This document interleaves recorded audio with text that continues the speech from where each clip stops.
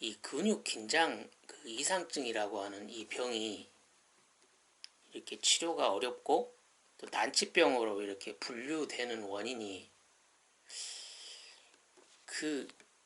이 병이 일어나는 그 기전, 원인, 그걸 명확하게 지금 정의 내리지 못해서 생기는 일인 것 같아. 어떤 병이 이러이러한 원인으로 생긴다, 이러이러한 기전으로 생긴다가 명확해지면 그 병에 대한 치료는 거의 60%, 70%는 치료 방법을 찾은 거나 마찬가지거든. 왜냐면 그 원인을 제거해버리면 되니까. 파킨슨병 같은 경우에는 원인이 그래도 100%는 아니지만 뭐 70%, 80%는 뭐 뇌 속에 흑질이라고 하는 곳, 즉 도파민을 분비하는 그 흑질이라는 곳이 나이가 들어서 이게 노화가 돼서 그 부분이 이렇게 쪼그라들면서 도파민 분비량이 적어서 발생을 한다라고 원인이 이렇게 한 곳으로 딱 집중이 되고 서로 의사들이 이렇게 동의를 하게 되면 그 치료하는 것은 쉽지. 왜?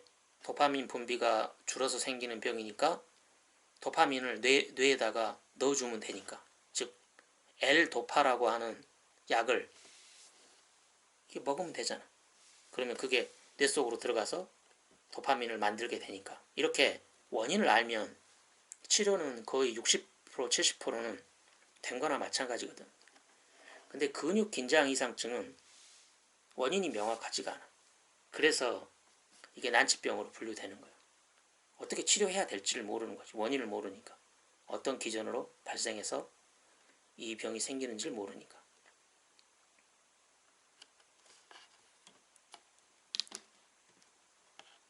근데 이 근육 긴장 이상증이라고 어떤 누군가가 이름을 여기다 붙여놓은 거잖아. 근데 이 이름 자체가 좀 문제인 것 같아. 내 생각에. 이게 꼭 근육이나 또는 이 신경 쪽에 무슨 문제가 있는 것처럼 말하는 그 병의 이름이거든. 근육, 긴장, 이상증. 꼭 무슨 근육에 문제가 있는 것처럼 이야기를 하잖아. 이름 자체가. 또는 그 근육의 명령을 전달하는 그 말초신경. 나 같은 경우에는 이 척골신경이겠지. 이 근육이거나 이 척골신경에 무슨 문제가 있는 것처럼 이름 자체가 조금 잘못 이름 지어진 것 같아.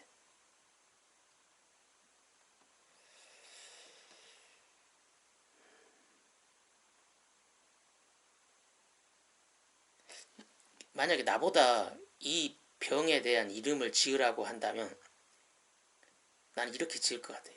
기저핵 이상회로 증후군. 이러면 조금 더 명확하거든. 뭐냐면 기저핵. 지금 뇌 속의 문제구나. 뇌 속에서 기저핵에 이상한 회로가 만들어져서 거기서 이상한 전기 신호가 계속 나와서 생기는 병인가 보구나 라고 그 병에 대한 설명이 그 이름 속에 명확하게 내포되어 있잖아. 기저핵 이상회로 증후군이라고 하면. 근데 근육 긴장 이상증이라고 하는 조금 이게 좀 잘못된 이름을 짓다 보니까 오히려 더 헤매게 되는 것 같아. 괜히 이 근육이나 신경 쪽에서 뭔가 방법을 찾으려고 하게 만드는 이름이야. 이름이 잘못 지어졌어. 기저핵 이상회로 증후군이라고 이름을 지어놨으면 이 문제의 해결 방법을 뇌 속에서 찾으려고 할 거 아니야. 이름 자체가 그렇게 생겨 있으면. 그리고 환자들도 그 이름을 자기가 이런 병에 걸렸어 라고 하면서 그 병명을 외울 거 아니야. 기저핵 이상회로 증후군. 나의 뇌 속, 특히 그 대뇌 아래쪽에 있는 기저핵 쪽에 기저핵 부분에 이상회로가 만들어져 가지고 내가 이렇게 고생을 하는구나 라고 생각을 하게 될 거잖아. 그리고 환자들도 이 근육이나 이 신경 쪽에 관심을 두는 게 아니고 이 뇌 속 기저핵 쪽에 관심을 이렇게 두려고 할 거 아니야. 그러면 답을 찾기가 더 수월하지 않나? 그런 식으로 접근을 하면. 그러면 이 기저핵이 어떤 기능을 하는지 궁금해 할 거 아니야. 환자들도. 그래서 내가 찾아보니까 이 기저핵이 하는 그 기능, 역할은 뭐냐면 그 운동의 순서를 결정을 해. 우리가 어떤 운동을 할 때 뭐 걷거나 달리거나 또 움직이고 할 때 발을 들고 또 발의 포지션을 어떻게 하고 중심을 어떻게 잡고 하는 운동 순서 있잖아. 운동 순서를 이렇게 시뮬레이션 해주는 곳이야. 운동을 하는, 우리가 움직이고 활동하는데 아주 결정적인 역할을 하는 거라고. 운동 순서를 정하는 곳이야. 바닥핵이, 기저핵이. 그리고 또 긴장도를 결정을 해. 이 근육, 우리가 걷고 또 물건을 들고 던지고 할 때 그 해당 근육을 어느 정도나 긴장시키고 또 어떤 타이밍에 이완시키고 하는 걸 결정하는 곳이 바로 기저핵이야. 기저핵. 이렇게 근육 이상한 그 근육 긴장을 만드는 것도 기저핵이라고. 그리고 힘 조절, 그 근육의 그 힘 조절도 역시 그 기저핵에서 하고 있어. 그리고 자동적이고 반복적이고 오래 숙련된 그 기술, 우리가 습관이라고 말하는 그것에 그 회로가 만들어지는 것도 이 기저핵이야. 그리고 우리가 어떤 학습, 이 몸을 움직이는 것들, 몸의 움직임과 관련된 학습들 있잖아. 그 학습에 관여하는 것도 기저핵이라고. 정말 중요한 곳이야. 정말 중요해. 대뇌 아래쪽에 있는 기저핵이라는 곳이 이렇게 중요한 곳이야. 그 중요한 기저핵 속에 이상한 회로가 지금 만들어져서 지금 일어나는 사단인 거지. 그러면 이 기저핵 속에 회로가 지금 내가 만들어진다고 했는데, 그러면 이 기저핵 속의 회로는 언제 만들어질까? 우리가 깨어있는 동안에, 깨어있으면서 우리가 음식도 먹고 소화도 시키고 움직이고 활동하고 학습하고 막 활동할 때는 그 기저핵의 회로가 만들어지질 않아. 이 기저핵의 회로가 만들어지는 시기는 해가 지고 우리가 수면에 빠져 있을 때, 잠을 잘 때 그 회로가 만들어져. 그러니까 우리가 예를 들면 운전을 한다 그러면, 내가 운전 초보 시절이야 그러면 에너지를 많이 써. 왜냐면 운전이 서툴니까. 응? 해야 될 일이 많잖아. 운전할 때는 다른 차들도 봐야 되고 차선도 변경해야 되고 또 내가 가려고 하는 방향에 맞게 길을 들어서고 하면서 에너지를 많이 쓰게 된다고. 그렇게 많이 쓰는 에너지, 많이 에너지를 많이 쓰면서 운전을 매일같이 해. 그러면 우리가 잠을 자는 동안에 뇌는 이렇게 생각하는 거야. 아, 이 사람이 이 운전을 하는 행위는 매일같이 하는 거 보니까 이게 중요한 일인가 보다.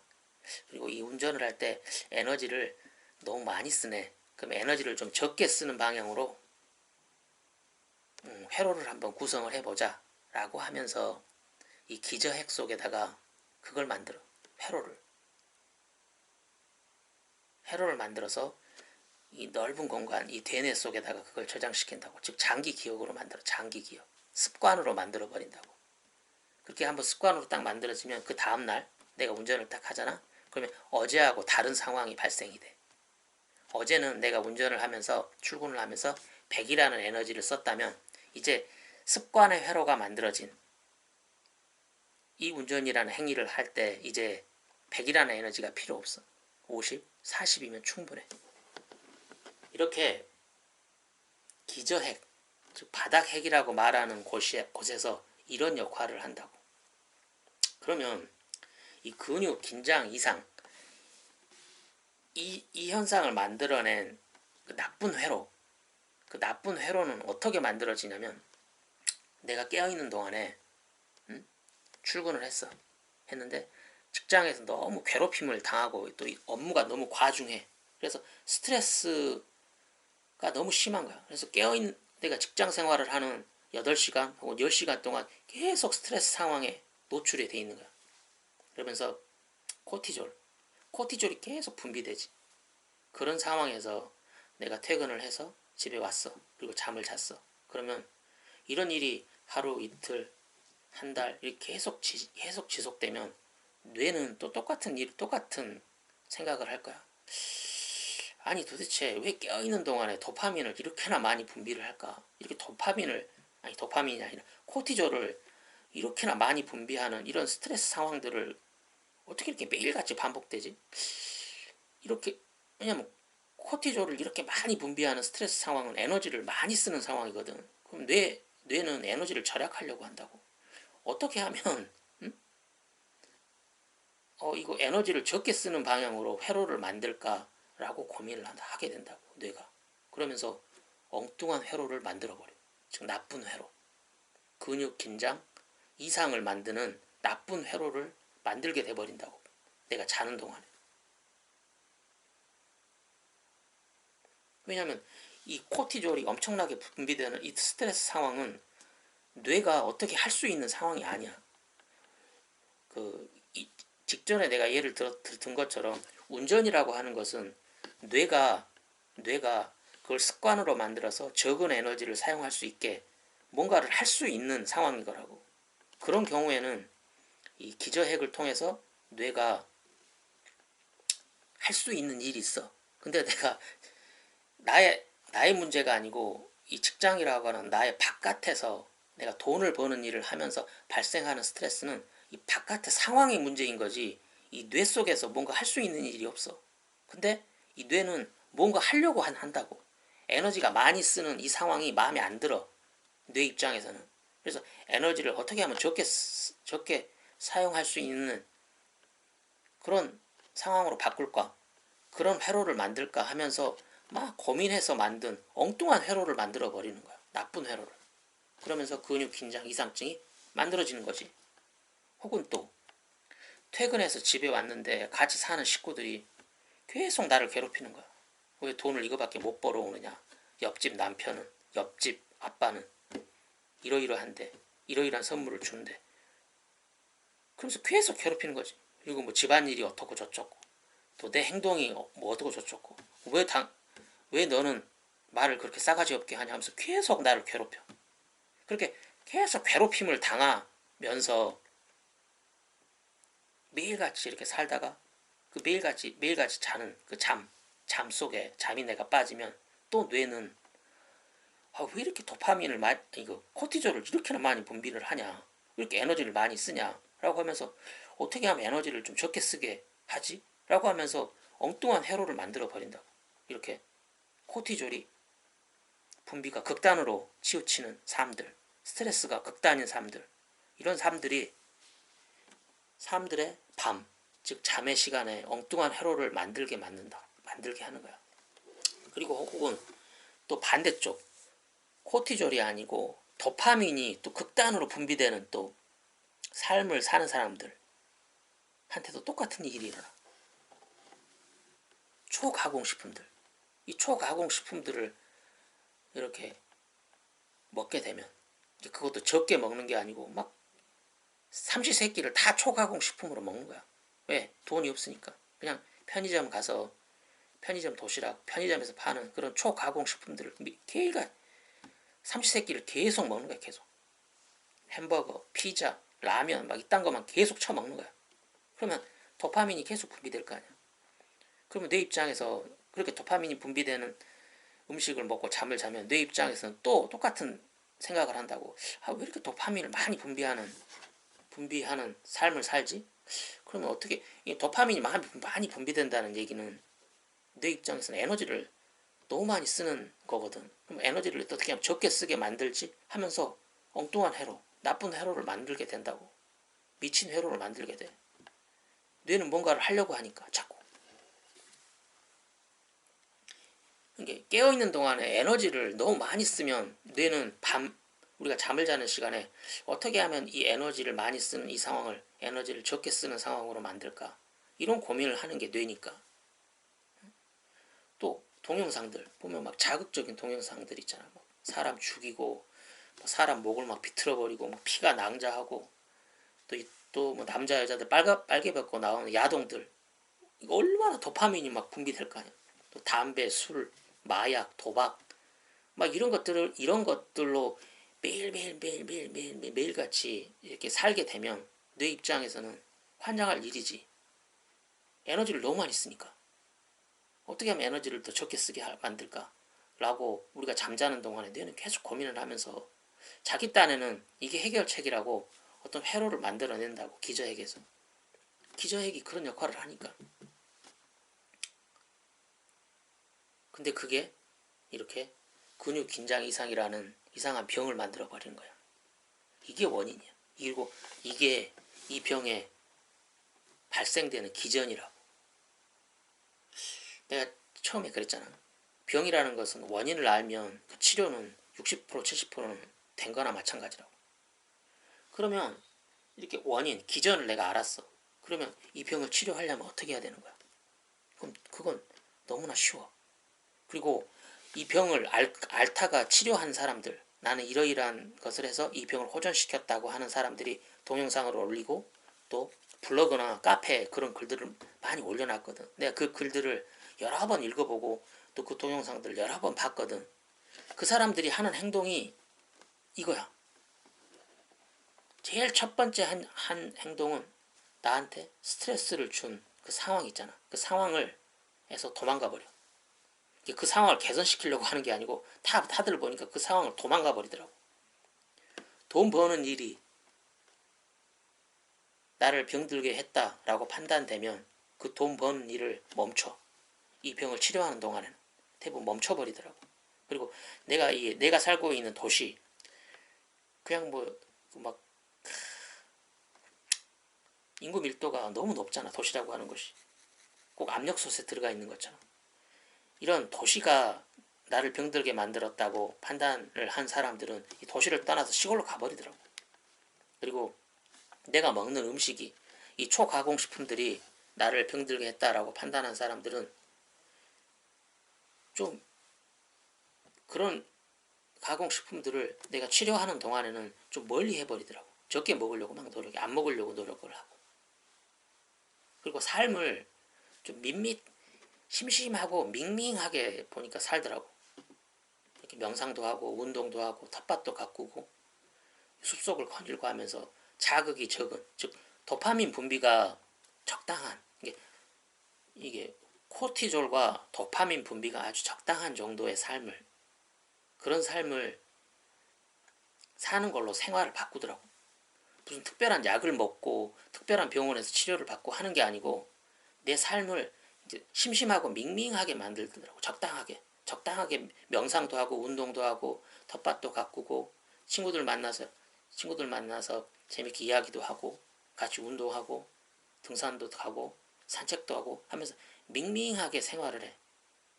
그러면서 이 치료의 시간을 대부분 갖더라고. 그러면서 조금씩 나아지더라고. 그러니까 금방 안 나아져. 막 1년, 2년, 3년 이렇게 긴 시간을 가지고 치료를 하더라고.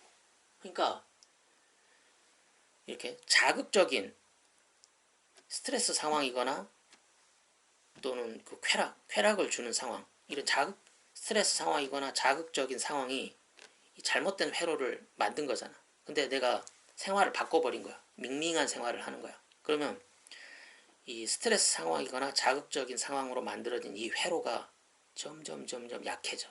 왜냐면 뇌에는 가소성이라는 게 있거든. 가소성.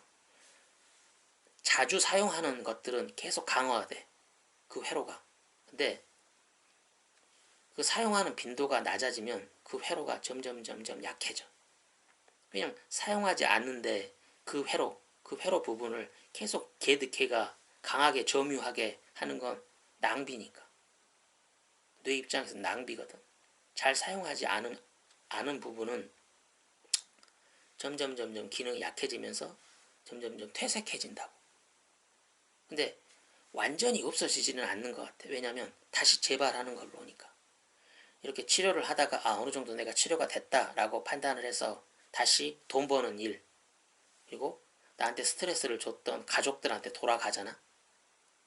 그리고 내가 원래 했던 습관들 있잖아. 술 마시고 담배 피고 뭐 게임도 하고 도박도 하고 마약도 하고 막 그런 원래 내 습관으로 돌아가면 또 그런 습관을 깨어있는 동안에 하고 잠을 자면 그 잘못된 회로가 다시 강화가 돼. 그러면서 어느 임계점을 탁 넘으면 이 목이 팩 꺾어져 버리고 이 손이 팩 꺾어져 버려.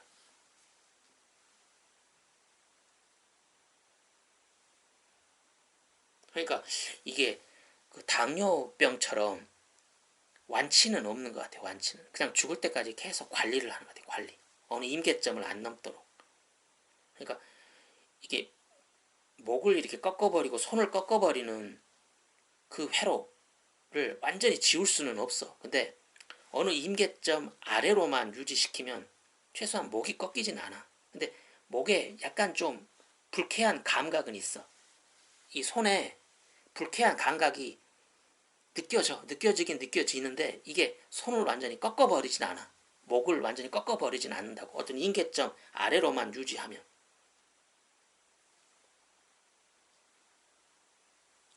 스트레스 상황 그리고 쾌락적인 상황 이 양쪽 극단이 만들어내는 이 기저핵 속에 그런 이 양쪽 극단의 삶이 깨어있는 삶 속의 삶이 내가 잠을 자면 이 기저핵 속에서 이 잘못된 회로가 만들어져 버린 거니까 이걸 치료하는 방법은 하나야 하나. 생활 습관을 바꿔야 돼. 밍밍하고 심심하게.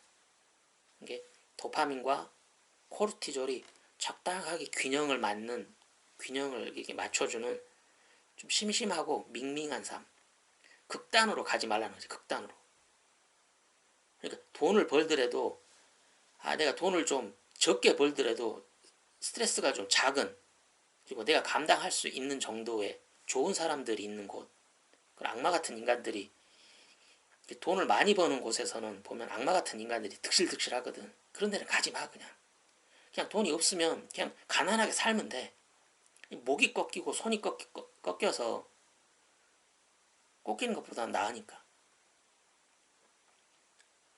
좀 돈이 없으면 없는 대로 살면 되지. 최소한의 돈만 벌면 되는 거고. 그리고 쾌락도 극단적인 쾌락은 아예 포기를 하자고. 포기를 해.